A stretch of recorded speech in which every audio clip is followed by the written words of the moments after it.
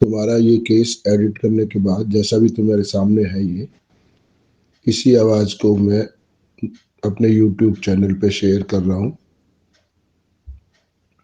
Case बना के, ताकि सब लोग सीख सकें कि हाँ एसएमएस कैसे काम करती है। मुझको अभी तुरंत रिप्लाई कर दो।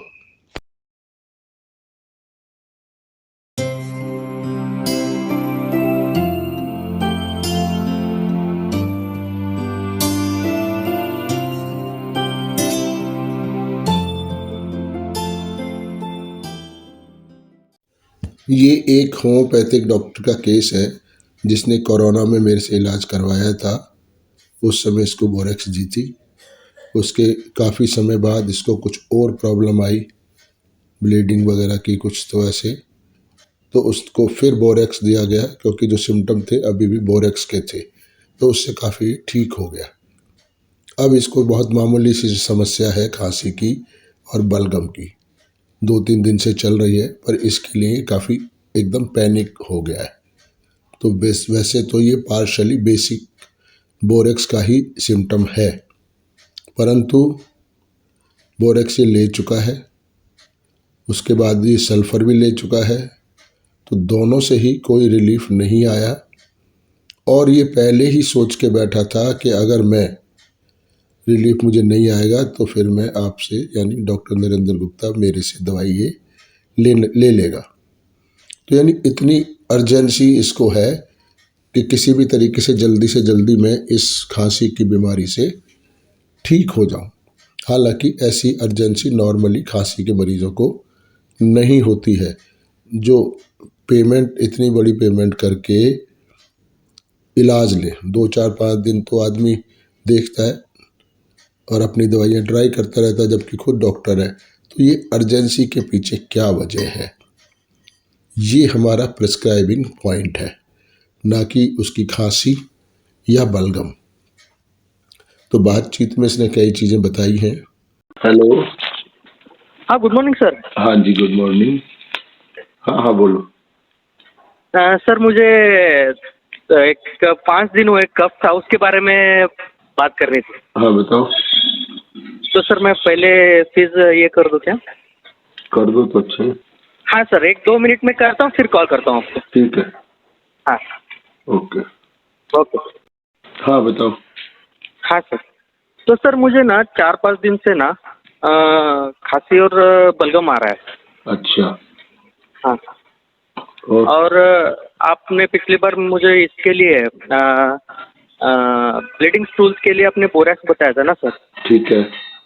तो मैंने बोरेक्स भी लिया। हाँ। और कल शाम को एक डोज का सल्फर भी लिया सर। नहीं, वो तो कई दिन पुरानी बात होगी। हाँ सर। उस समय ठीक नहीं हुआ था। उससे नहीं ठीक हुआ। हाँ, उससे बाद में मैं ठीक हुआ गया सर, इसलिए मैंने फोन नहीं किया आपको। हाँ, वो वही पूछ रहा ना, बोरेक्स का असर हुआ या नहीं हुआ। हाँ हुआ ना सर। अच्छा। हाँ सर। तो फिर मतलब फिर सल्फर कब लिए? सल्फर कल शाम को सर। वो किस लिए? ये खांसी के लिए सर। अच्छा, ठीक है। हाँ सर। मतलब ब्लीडिंग वाली नहीं हो रही? हाँ नहीं सर, ब्लीडिंग तो नहीं है अभी। चलो ठीक है। हाँ सर। तो खांसी से तुम बोरेक्स दोबारा क्यों नहीं लिया, सल्फर क्यों ली, मतलब क्या सोच के? तो मैंने सर, जब मुझे 5 दिन पहले खांसी और सर्दी शुरू हुई ना सर, हाँ। तो मैंने सोचा कि बोरेक्स से मैं अगर ठीक हुआ हूँ तो ये यही रेमेडी एक बार लेके देख लूंगा। हाँ। इसलिए मैंने बोरेक्स ली सर। अच्छा, लिया ना? लेकिन हाँ सर। अभी खांसी के लिए बोरेक्स ले लिया? हाँ, तो पहले लिया था सर, 2 दिन पहले। ठीक है। हाँ सर।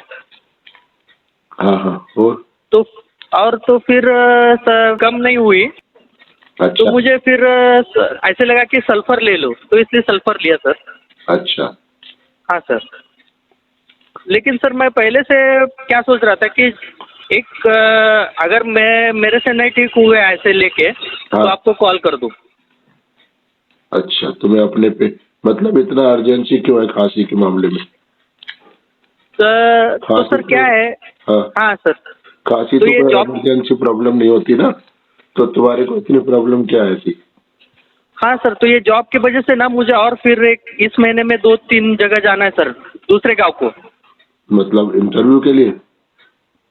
हाँ, नहीं सर, एक तो मैंने बोल दिया था सर आपको कि मेरे का एसीपीएच कोर्स के लिए मुझे जाना पड़ता है। अच्छा हाँ सर, अच्छा। तो वो जाने के लिए तकलीफ ना हो इसलिए मैं ये किया, बाकी कुछ नहीं। जाने में तकलीफ ना हो हाँ सर। या जाना अटक ना जाए, हाँ सर। हाँ सर। मतलब रुक ना जाए जाना। हाँ सर। अच्छा। और कुछ नहीं सर, खांसी तो इतनी नहीं रहती लेकिन बलगम बहुत गिरता है मेरे। वो तो कोई ठंडा मौसम होगा। हाँ सर, है तो। हाँ, तो कपड़े अपने अच्छे से पहनो, ठंडा पानी मत पियो, ठीक है सर। बॉडी टेम्परेचर पे पियो या हल्का सा गर्म करके पियो। ठीक है सर। और ठंडी चीजें मत खाओ, वो तो थोड़ी सावधानी बरतनी पड़ेगी ना। हाँ सर। हाँ सर। और अभी हाय सैमस ले लो, तुम्हें फर्क नहीं पड़े तो मुझे दोपहर को या शाम को बता देना। ठीक है सर। हाय से अहमद सर, एक डोज ना? हाँ, एक डोज ले लो अभी 200। ठीक है, नहीं ठीक है। तो ठीक ना लगे तो 12 बजे तक, 12 साढ़े 12 तक बता देना मुझे। ठीक है सर। ठीक है sir. Okay okay. Okay sir, thank you sir. ठीक है। ओके। ओके। हेलो। आपने 12 बजे फोन करने के लिए बोला था। हाँ, अभी कैसा लग रहा है तुम्हारे को, खांसी वासी?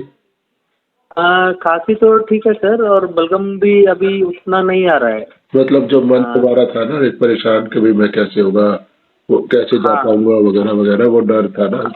हाँ सर। हाँ सर, वो वो सब भी कैसा उतना अभी ख्याल नहीं है उतना मेरा। नहीं है ना? ठीक है। हाँ। तो जरूरत हाँ। दोबारा दिक्कत आए तो दोबारा इसी को रिपीट कर लेना, नहीं तो फिर पहले रिपीट करना, नई बात बनी तो पोटेंशियल बढ़ाना। ठीक है, फिर भी हाँ। दिक्कत हो तो कल सुबह बात कर लेना। हाँ सर, दिक्कत आई तो एक एक सेम डोज रिपीट करूँ ना? हाँ, पहले रिपीट करना। हाँ। अगर फिर भी बना रहे तो पोटेंशियल बढ़ाना। हाँ। हाँ सर। नहीं तो फिर कल बात कर लेना। Okay sir. ओके। तुम्हें लगे ना नो प्रॉब्लम। कॉन्फिडेंटली हो जाएगा काम तो फिर मत करना कुछ भी। ठीक है सर। ठीक है सर। ठीक है sir. Okay. Okay sir, thank you. Patient के साथ हुई तीनों रिकॉर्डिंग जो वार्तालाप है उसको आपने सुन लिया है, कैसे इसने पेमेंट करी, कैसे क्या क्या इसने बताया और फॉलोअप कैसे रहा। तो कुछ हद तक तो आपको चीज़ें समझ आई होंगी, पर अभी थोड़ा सा इसको समझते हैं कि आखिर मैंने हाय सैमस इसको क्यों दी थी, वो ज़्यादा ज़रूरी है। तो सबसे मेन जो पॉइंट बताया था इसने कि जहाँ ये जाना चाहता है, जहाँ जाना है इसको, वहाँ पर कहीं जाने से ये इसने शब्द यूज किया था प्रॉब्लम ना हो जाए। तो प्रॉब्लम कुछ अलग होती है। प्रॉब्लम का मतलब तो परेशानी, तकलीफ, खांसता रहूँगा, परेशान होऊंगा, दुखी होऊंगा। तो ये दुखी वाला पार्ट नहीं था। इसीलिए फिर मैंने इससे पूछा कि भाई कहीं जाना अटक के ना, यानी जहाँ ये जाना चाहता है, जो इसके लिए बहुत इम्पॉर्टेंट चीज़ है वहाँ जाना, तो वो कहीं ना अटक जाए। तो ये इम्पॉर्टेंट है, जाना जरूरी है, और इस खांसी की वजह से कहीं मैं वहाँ ना जा पाऊँ। अब जब नहीं जा पाएगा और इम्पोर्टेंट जगह है वो, तो जाहिर बात है कि इसको नुकसान होगा। तो वो नुकसान ना हो जाए ना जाने के कारण, इसलिए ये तुरंत खांसी को ठीक करा लेना चाहता है ताकि अर्जेंटली ये मैं ठीक कर लूँ। तो इसको कहते हैं कॉशियस एंक्शियसली।